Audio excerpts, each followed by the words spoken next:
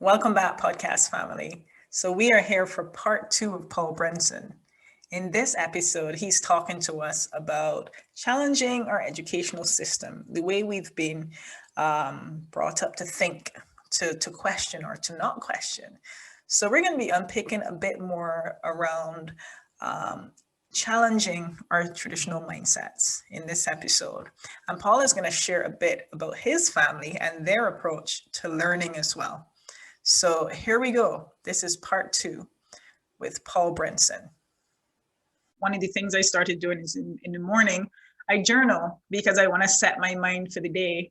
So I do a thought dump. Anything I think that's on my mind that is going to be a distraction, I put it all out on paper and I study, well, why am I thinking that way?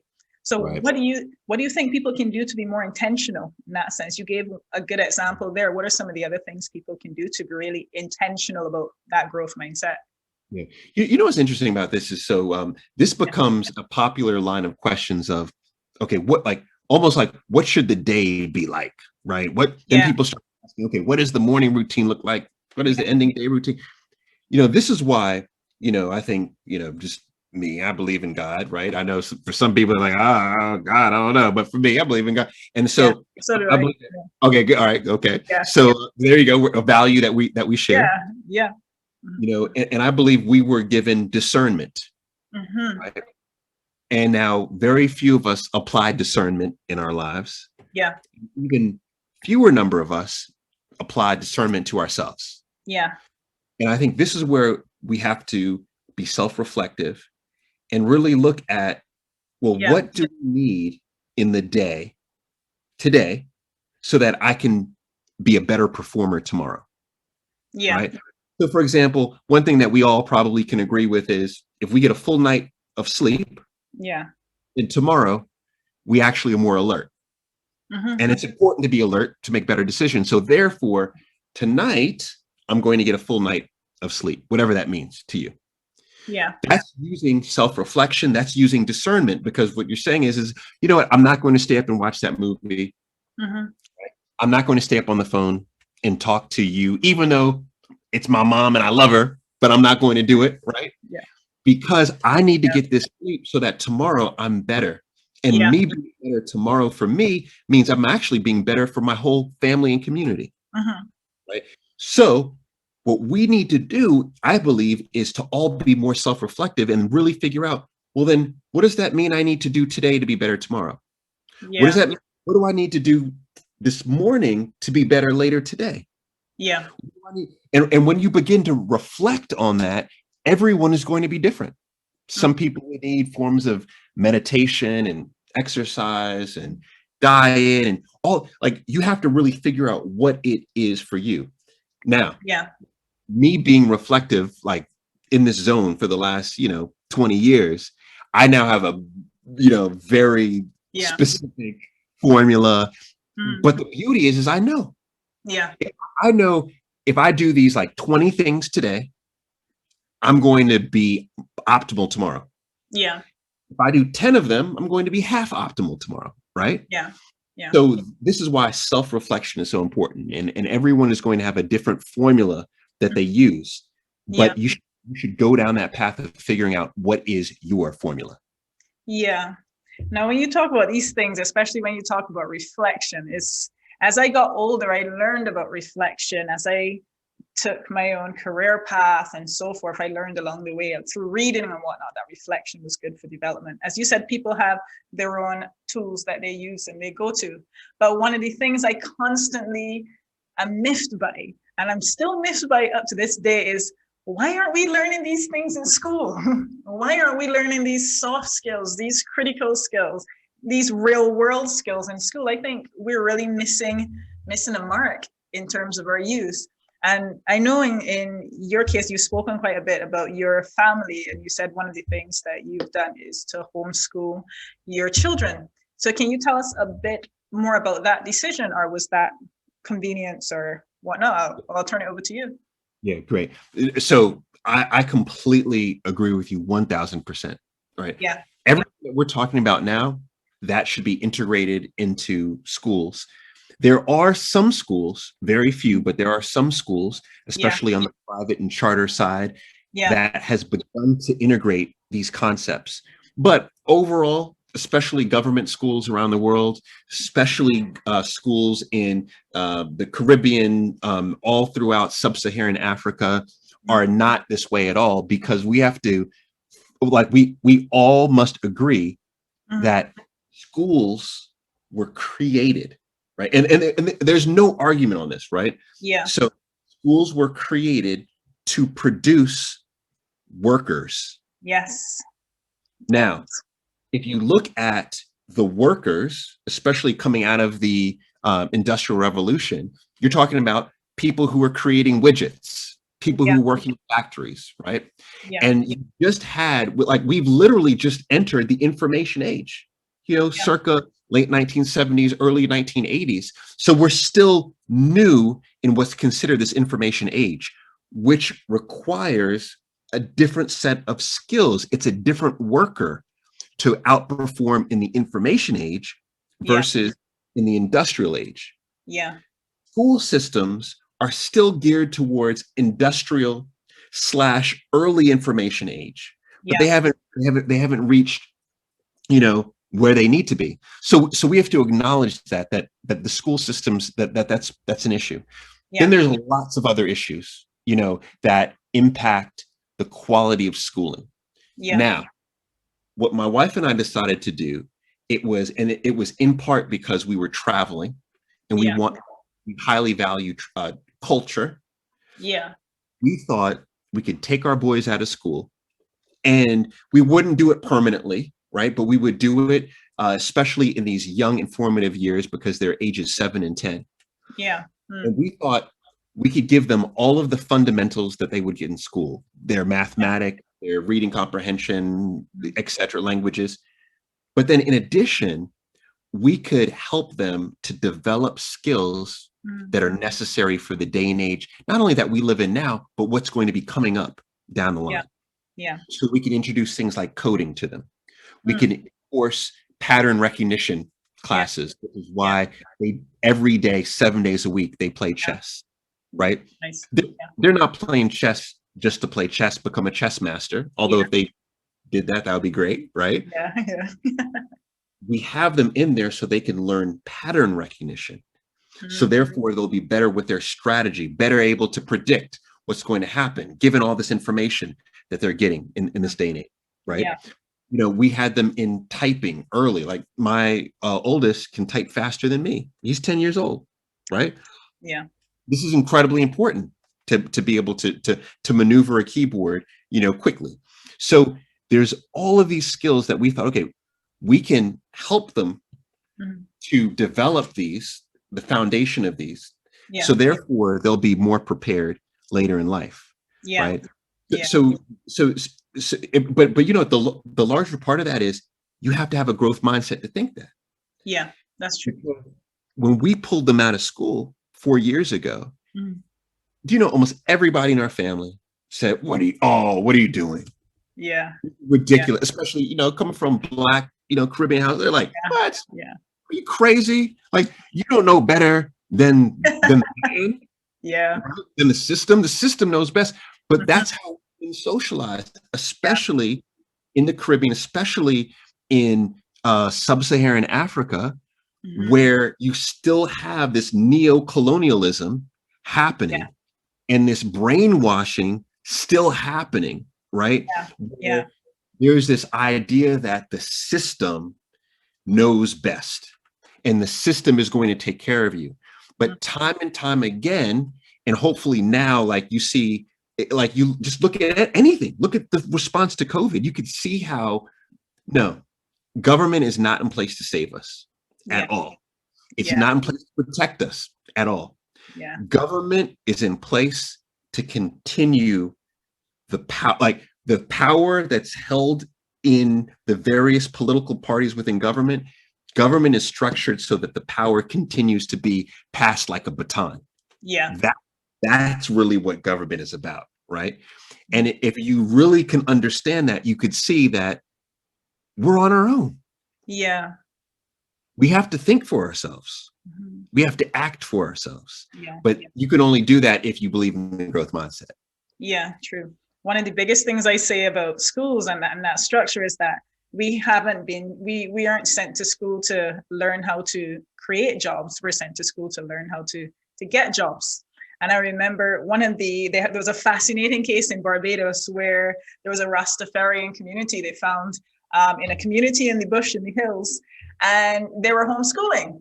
And they said, well, under Barbadian law, they're supposed to be in school. So they dragged the parents to court and so forth. Wow. And they were trying to take them they were trying to take away the kids and whatnot. But there was a case being made about it.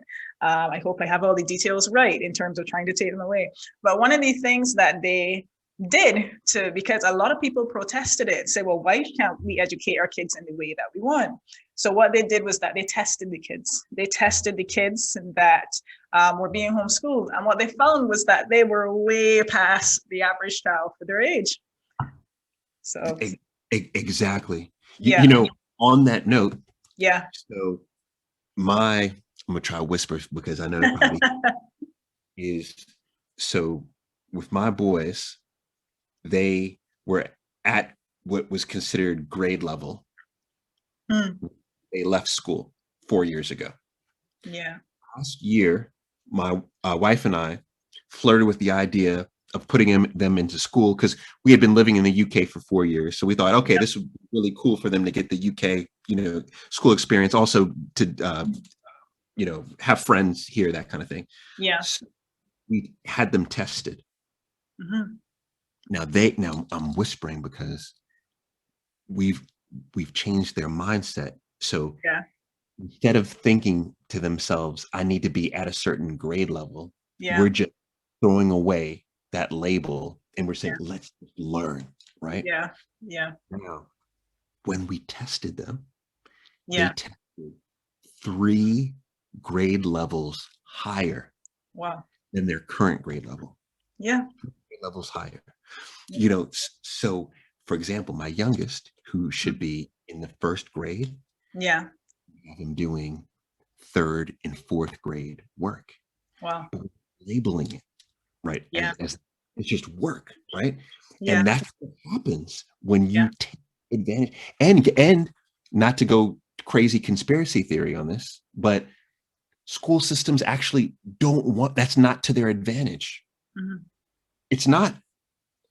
And the reason why it's not is because you think about it. If you're a teacher, you have, let's say, 25, 30 kids in your class. Mm-hmm. It is most helpful if you can have a standardized set of books. Yeah. It's most helpful if you could deliver a standard set of curriculum, right? How are you going to come up with a standard? Well, you're going to go to the median, right? So what happens to the top performing kids in the class? Sometimes they're plucked out and they're put in these special classes, but then they get plucked out and they're put in another group that you have to deliver to the median for, right? The point is that it is more efficient for a school system to teach at what's called like that mid-tier level. Yeah. It's not efficient for them to be able to structure curriculum for every child. It's just not. Yeah. You can't do it. They don't have enough money to do it.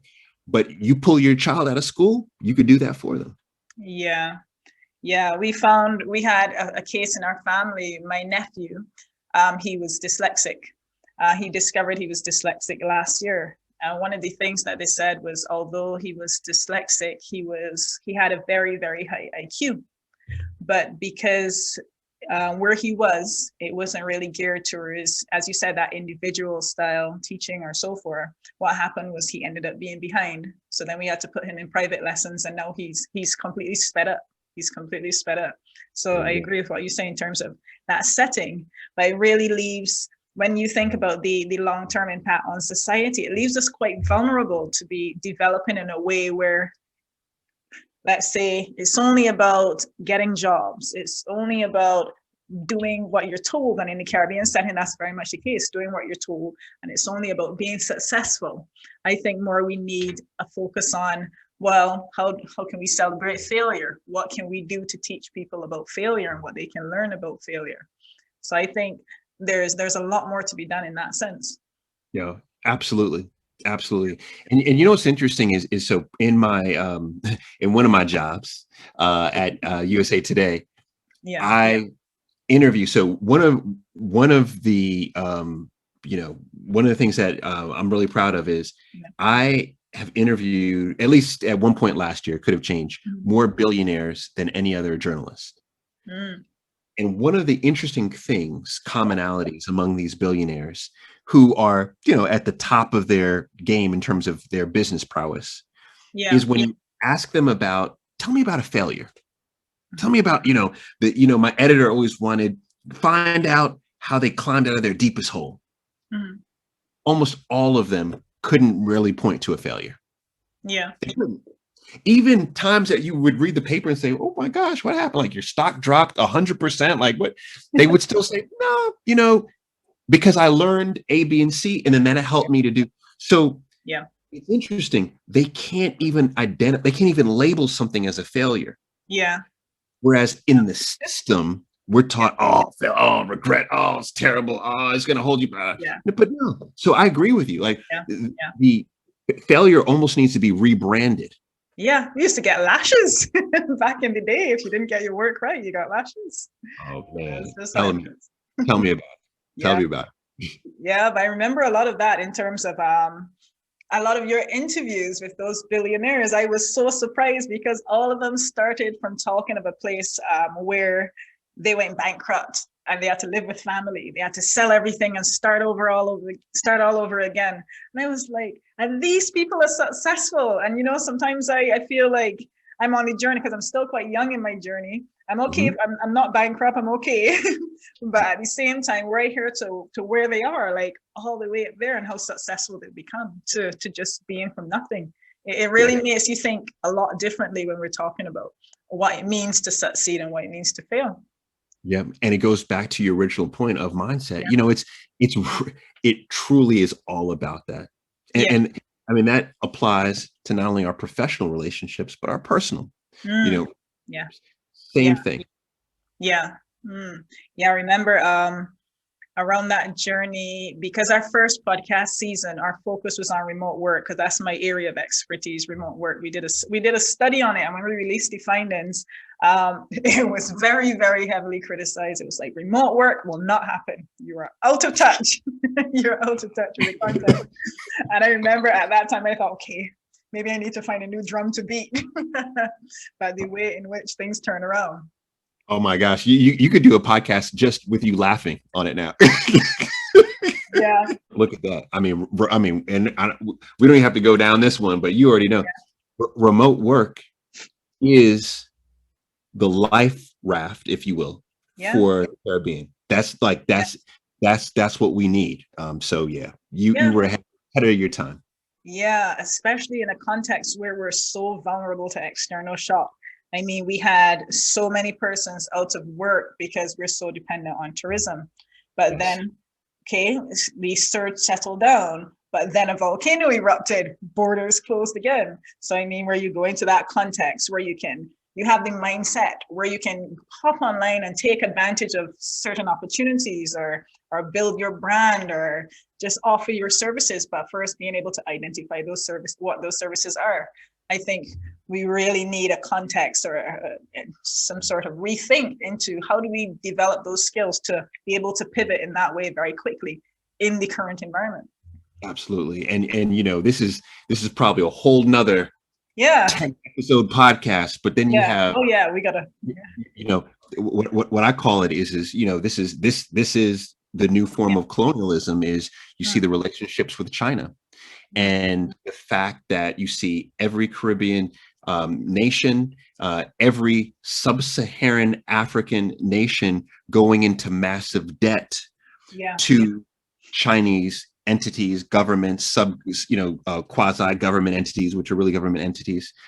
And you begin to look at who owns what land, who owns what companies, who is being employed by those companies. And you really see that the Caribbean is being attacked. It's this tacit attack that's happening that there's conversation about, but not enough conversation, because ultimately it's an economic attack. Like ultimately colonialism was set up for economic purposes. Like that's the whole point. The whole point is how can I get a whole bunch of value, right, for doing nothing? That's really what it is. Yeah, that's right. Well, I know that I have to end this brilliant conversation here, but I'm so grateful to have you on the show. But like our other guests, you have to tell us your funniest work story before you go, because that's how we end every episode. Oh man, funniest work. Oh my gosh. I mean, especially being in TV. I mean, Yeah. I've got everything. So maybe funniest is, oh man, I'm trying to think about to put you on the spot. every day is every day on set, especially when you're filming, there's something crazy. Maybe funny, and I guess it depends on who. Like, well, I mean, here's one. Although you're honestly like, oh, wow, that's kind of crazy, but so I was. So remember, we're filming on set, that kind of thing. And my two co-hosts on this particular show, we always try to do practical jokes with each other. We're always trying to, get each other, blah, blah, blah, blah. Yeah. So I went to the bathroom, and I had basically the toilet paper had like got into my waistband. So I had this long trail. It was like a 10-foot trail. Like the roll of toilet paper was just trailing behind me. Right. Yeah. So they didn't say anything. They didn't say anything. We're friends like those. I'm walking around, right? And then, on set, you're looking suave, thinking you're looking fresh. Oh yeah. What's going on? What's going on? And we sit down. Someone walks in and they're like, Paul, what's that? And it's the whole roll of toilet paper. Now, here's the crazy thing. It was like 3 hours later.